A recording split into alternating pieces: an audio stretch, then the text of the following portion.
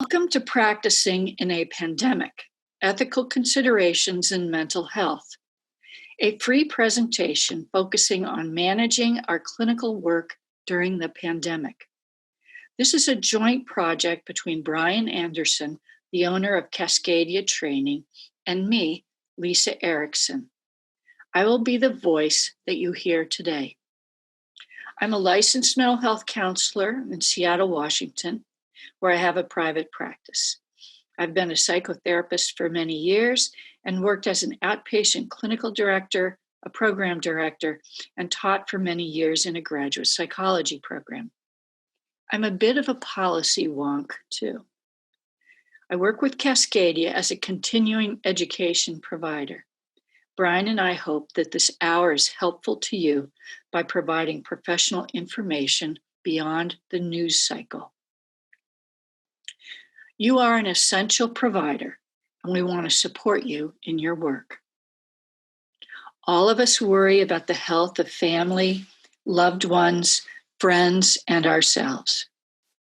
We think about how we can continue providing psychological services in a manner that is consistent with our clients' needs and our standards of practice.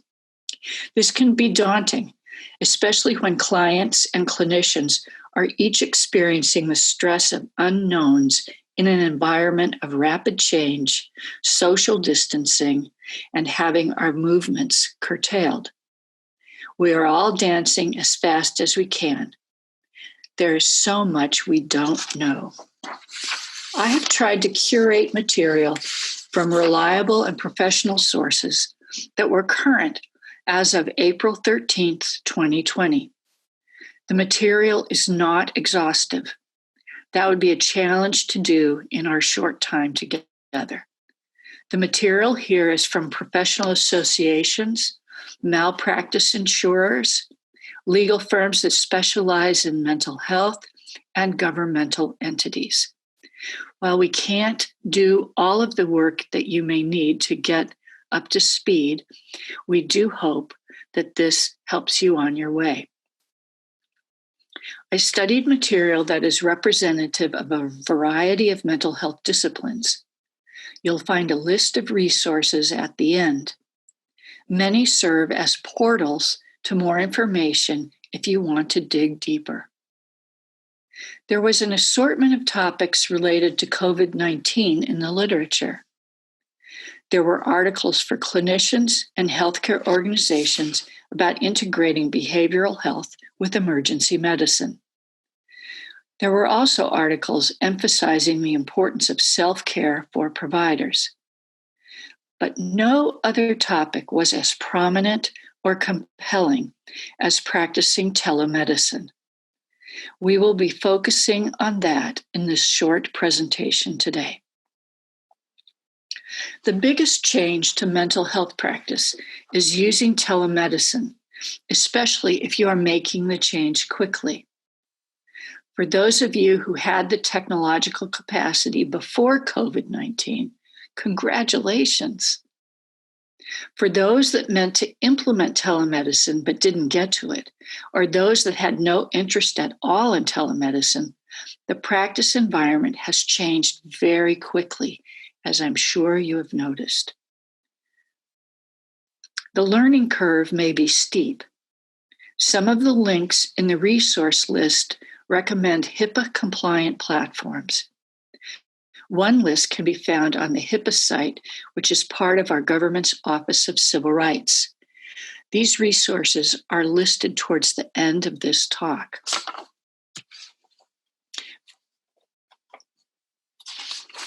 But first, let's start with an important term, telemedicine. This is Washington's definition as used in the RCW and the WAC.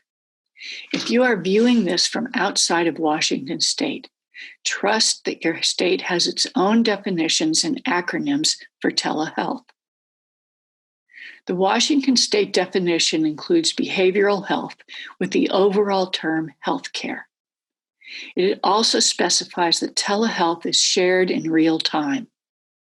The communication is synchronous. Telephone, fax, and email are specifically excluded. If you live in another state, check with your state's regulatory agency or board about the definition that your state uses. In this talk today, I will use telehealth, telemedicine, or telebehavioral health as synonyms. I love this quote by Karen Edison. We've moved 10 years in telemedicine policy in 2 weeks. Many of us share the sentiment expressed. The pace of change has accelerated significantly in the face of COVID-19. Practices may have to retool their methods in a short time. This tidal change is stressful and adds more to how we are already feeling about the pandemic. In a previous slide, I mentioned that we would focus on 3 main areas related to the technological changes spurred by COVID-19. The majority of the material presented today is from a wonderful podcast by Dr. Jay Shore on MD Edge Psychcast, episode 111, a tutorial on telepsychiatry. I stumbled upon it and found it very clear, packed with information, and helpful for our purpose today. We will examine each of these considerations ahead.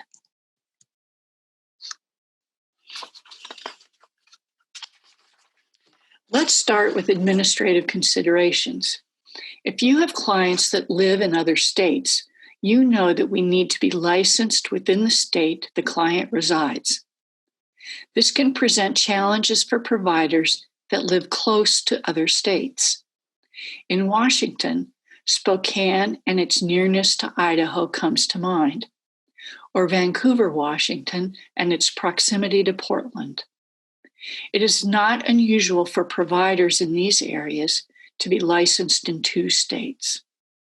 While there has been significant progress towards portability of your license to other states, we are not there yet.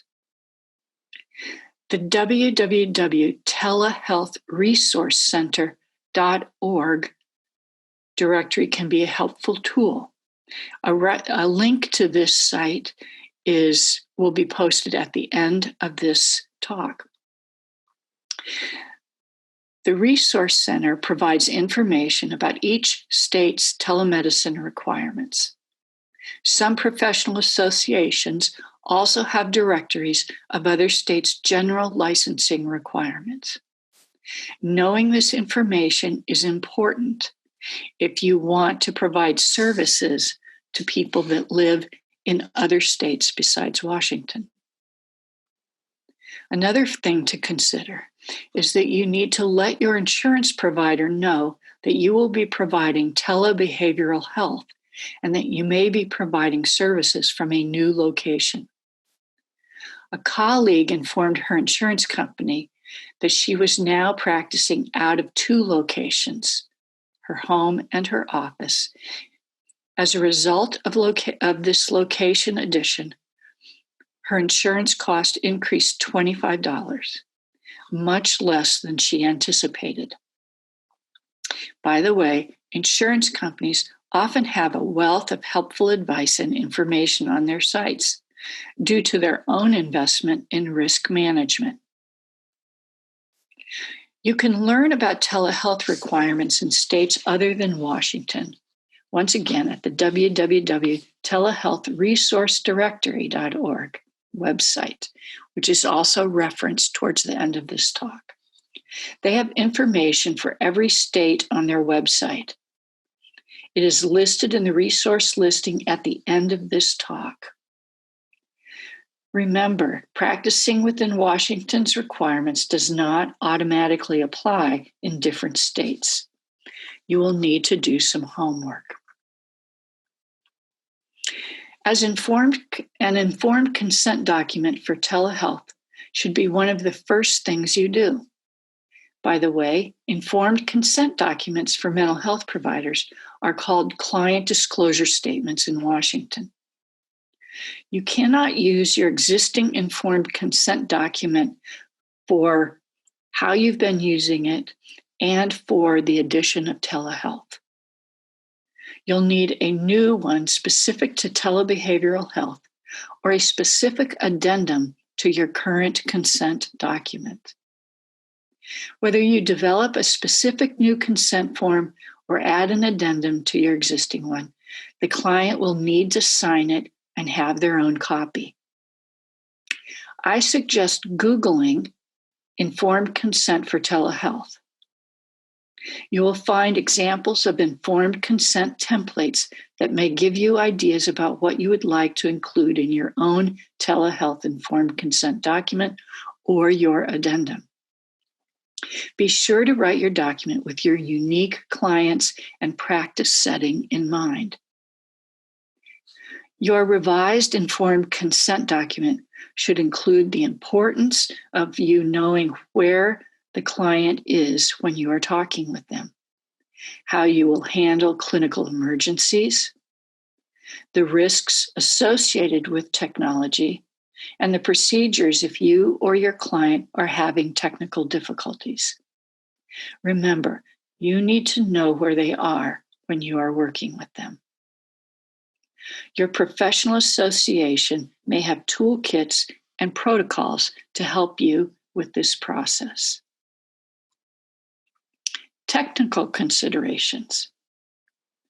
Historically, mental health services have been viewed as a high-touch profession, in contrast with professions that are viewed as high-tech. Face-to-face treatment has been regarded as a sort of gold standard by the majority of professionals in behavioral health. Now we are amidst a sea change brought on by the pandemic. You will need to acquire, if you don't already have one, you will need to acquire a HIPAA-compliant platform if you decide to practice remotely and do not already have a platform for this. If you are in a solo practice, you are the best one to decide what will work for you and your clients. There are websites available to help you on the resource pages. There are online reviews and comparisons of platforms to consider in your decision making. Think about the population you work with. Are they digital natives or digital immigrants? Do you work in a group practice or solo? If you work in a healthcare setting like a hospital, residential treatment, community mental health, a nonprofit community agency, or in an educational setting, you may already be a part of an electronic health system that has been designed to address these concerns. If you work in a tribal setting and are paid for your services by the tribe, these rules and regulations may not apply to you. Consult with your tribe regarding exercising sovereignty by opting out of state guidelines and developing their own. Clinical considerations. Just like many other things, there are positive and negatives to telehealth. On the plus side, clients get improved access at a time when our movements are restricted. Home may be a more comfortable venue than face-to-face for clients with disabilities, clients who have been disfigured, or have particular diagnoses like anxiety, PTSD, or avoidant behaviors. It improves access to services for those who live in underserved areas. Telehealth can reduce the stigmatization some might feel being observed by others in a public space like a waiting room. Telehealth can improve their engagement. You may become more available and have off hours in an emergency.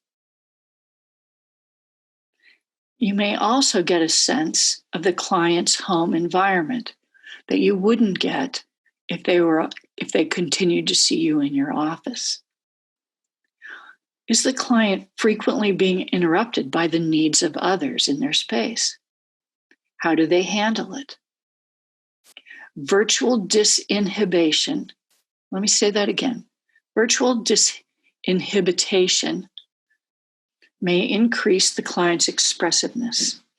This means if they can't see you or they're not in close proximity to you, they may feel disinhibited and talk about things that they might not talk about in a face-to-face interaction. As the clinician, you also may feel a greater sense of space, which provides some distance so that you're able to access your observing ego, if that's part of your clinical paradigm. And no doubt, telehealth is more convenient. The downside may be that you may need to be more active in helping them manage a private space for therapy. Do they have tissue handy? Are the doors closed? Is there anyone else in the room with them? Who can hear what they say? Some clinicians develop a handout that they give to their client in advance of using telehealth. You may need to be a more active listener to show your engagement. This is a plus or a minus. You may need to create or adapt an existing space in your home for your professional work. There are new things for us to consider. Where are you sitting relative to light sources? Is the camera at eye level or slightly higher? You may be wearing jeans or your pajamas below the waist, but from the waist up, you still need to communicate your professionalism via your attire. Observe how close to or distant from the camera that you are. Do you have a way to indicate to others in your home that you should not be interrupted? Some of you may have found this sea change more tiring than anticipated. This short 4-minute YouTube clip offers one explanation for the fatigue we might be feeling now. Hi, it's Patricia Berenson from the Trauma Healing Center in London, Ontario, Canada. And I just wanted to talk to you because there have been a couple of things that have come to my attention as I've been supervising many clinicians, especially in this transition to online work. And there are a few things that I have been seeing in people, and I just wanted to address them together. I hope that's okay with you, and I hope this is going to be something of value to you. There are 3 things that I have seen in clinicians over the past couple of weeks. One is focus fatigue. We are used to being in a room with our clients, and so the room itself can offer some rest for us because we're not having to focus on a screen, either on our phone or tablet, computer, and really having to attend to a small surface, and all of our attention is focused in there. So that is really causing a lot of people to be much more tired than they normally are. I hear a lot of clinicians saying to me, like, oh my gosh, I have only a couple of clients a day and I'm exhausted. Yes, that makes so much sense because of what we're going through and the circumstances around the switch to needing to do an online platform. So the second thing is freedom freeze. So what do I mean by freedom freeze? What I mean by that is that we are not able to move around, show our gestures as easily because it doesn't translate as well on a screen. So if I'm making a gesture and I'm doing this, my hand is becoming very intrusive. So I have to be very careful about my freedom. I have to be very careful about my face, which we would do anyway, but a bigger room is much more forgiving. So this freedom freeze is something that we also feel within our bodies that is different from when we are working face-to-face. And lastly is because we are working in a force field. What do I mean by force field? I mean that for a lot of us, this is not our first option. We prefer face-to-face. We prefer that that client engagement where we get to see people in real time, up close and personal. Now we are relegated. We are voluntold, pretty much, for the safety of ourselves, for the safety of our family, for the safety of society and our communities. To be able to, we must be at home. It's not necessarily our first choice. It is our choice, and it's not maybe our preferred choice. So in that sense, we are living in a force field, which is an added demand on our bodies. So I just wanted to address that because I've been hearing it so much. So focus fatigue, freedom freeze, and the force field. So just, really, I just encourage you to be gentle with yourself. Just show yourself some loving kindness and reach out to a colleague or two just to talk about how this is going for you. You can reach out to me. I'd be happy to, to speak with you. It's patricia@patriciaberenson.com. But mostly I just wanted to offer this as hopefully some value to you. So thank you so much, and I'll talk to you soon. Bye for now.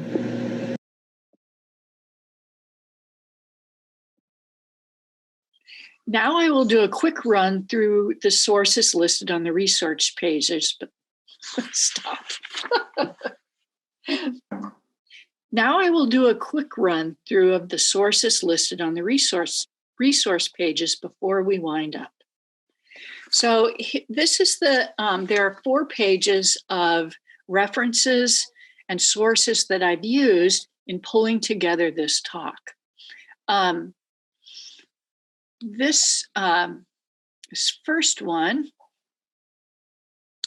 addresses Trump's expansion of Medicare.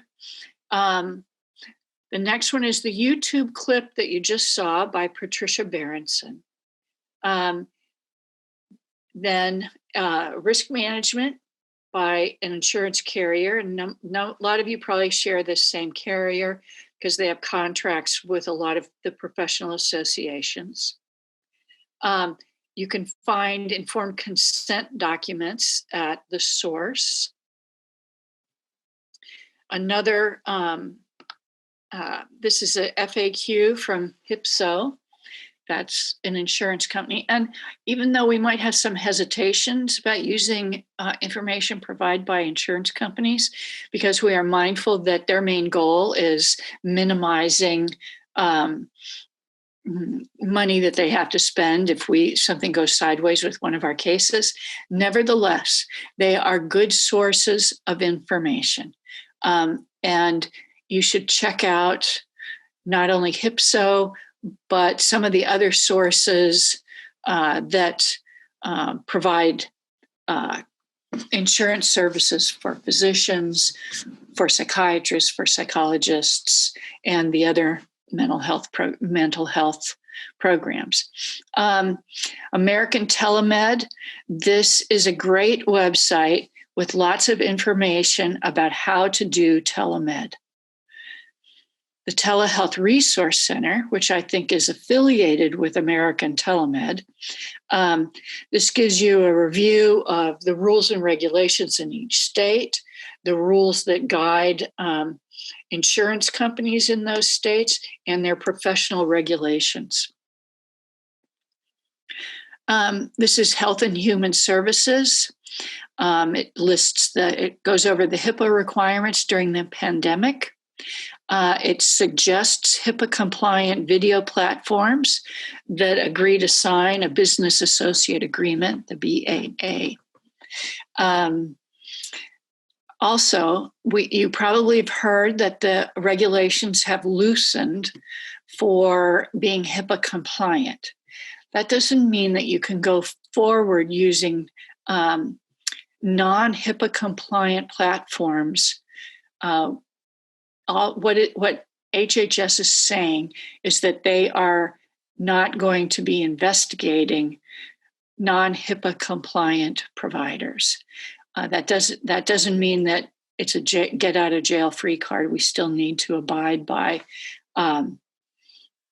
researching appropriate platforms that are HIPAA compliant.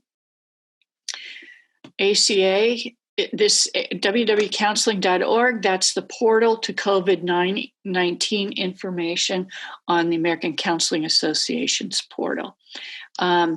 Then here are 8 ethical considerations for social workers. Just as an FYI, they because I do a lot of ethics trainings, the master's level professionals, the counselors, the social workers, and the marriage and family therapists, all of our codes of ethics share more commonalities than differences. So, and we get our basic principles from the American Medical Association.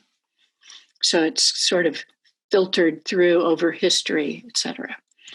Parma Trust Insurance is interesting because it's a malpractice insurance company that is, it provides advice to psychologists, and it was founded by psychologists.